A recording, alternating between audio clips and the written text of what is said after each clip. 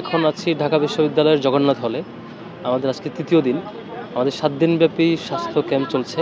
স্বাস্থ্য ক্যাম্পের আমাদের প্ল্যান হচ্ছে আমাদের ঢাকা বিশ্ববিদ্যালয়ের শিক্ষার্থীদেরকে আমরা বিনামূল্যে চিকিৎসা দেব এবং ওষুধ সেবাটাও দেব। তো আমাদের বেশ আগে থেকে প্ল্যান ছিল যে যেসব খাতে শিক্ষার্থীরা বঞ্চিত বা কম সুবিধা পাচ্ছেন সেসব খাতে আমাদের যদি কাজ করার সুযোগ থাকে অধিকার নিয়ে তার রাইটস তাকে দেওয়ার ক্ষেত্রে বিভিন্ন রিসোর্সকে নিয়ে এসে ফ্যাসিলিটেট করবার, সেটা আমাদের জন্য নিশ্চয়ই সৌভাগ্যের হবে। সেদিক থেকে আমরা স্বাস্থ্যসেবা নিয়ে আমাদের একটা প্ল্যাটফর্ম করেছি, সেটার নাম দিয়েছি আমরা শিফার পূর্ণরূপ হচ্ছে student health initiative for all. তো এখান থেকে আমরা বিশ্ববিদ্যালয়ের শিক্ষার্থীদেরকে চিকিৎসা সেবা দেওয়ার জন্য করছি। আমরা আপাতত স্কিন, তারপর হচ্ছে জেনারেল মেডিসিন এবং গাইনি বিশেষজ্ঞ, তারপরে হচ্ছে নাক কান গলা, তো এই বিষয়গুলো নিয়ে আমরা চিকিৎসা দিচ্ছি মূলত, এবং ডেন্টাল।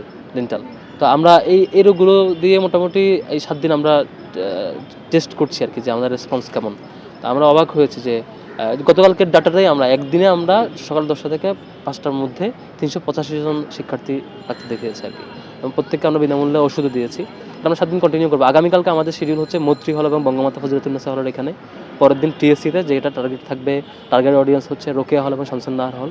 এরপরে আমাদের টার্গেট হচ্ছে সায়েন্সের হলগুলোতে, তারপরে সোফিয়া কামাল হলে। অর্থাৎ আমরা আমাদের এই সার্কেলে মোটামুটি পুরো ইউনিভার্সিটি থেকে একটা অল্প সময়ে করার চেষ্টা করেছি। তো এটা আমাদের ছোট্ট একটা উদ্যোগ। আমাদের এই বিভাগের উদ্যোগে, এই স্বাস্থ্য বিভাগের কাজে আমাদের আরও বড় বড় প্ল্যান আছে, যার মধ্য দিয়ে শিক্ষার্থীরা ঢাকা সহ বাংলাদেশের বড় বড় হাসপাতালগুলোতে সুলভ মূল্যে চিকিৎসা পাবে আমাদের মাধ্যমে গেলে। ঢাকা বিশ্ববিদ্যালয়ের শিক্ষার্থীরা এরকম পরিকল্পনা আছে কীভাবে হাসপাতালগুলোর সাথে আমাদের মিউচুয়াল আন্ডারস্ট্যান্ডিংয়ে আসা যায়, এবং এগুলোর সাথে হেল্প ফান্ড গঠন করারও পরিকল্পনা আছে।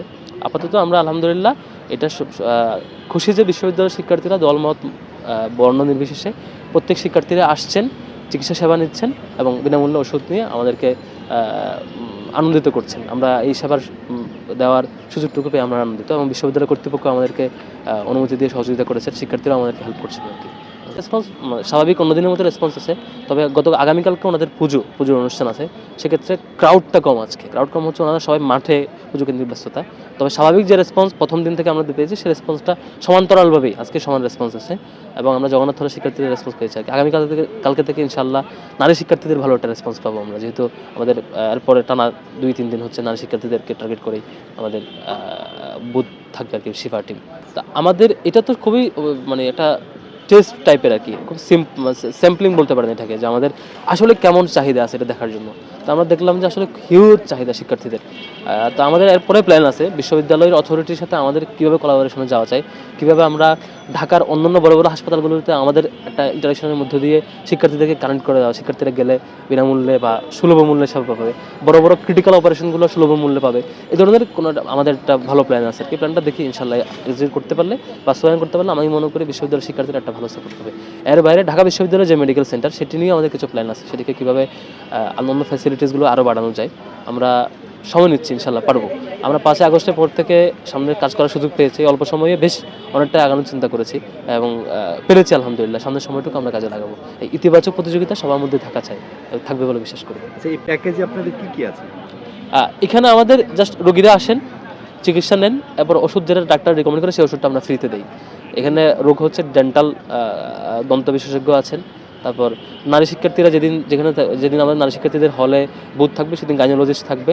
এর বাইরে স্কিন, চর্মরোগ বিশেষজ্ঞ আছেন, তারপরে হচ্ছে আমাদের জেনারেল মেডিসিন আছেন এবং নাক কান গলা বিশেষজ্ঞ আছেন।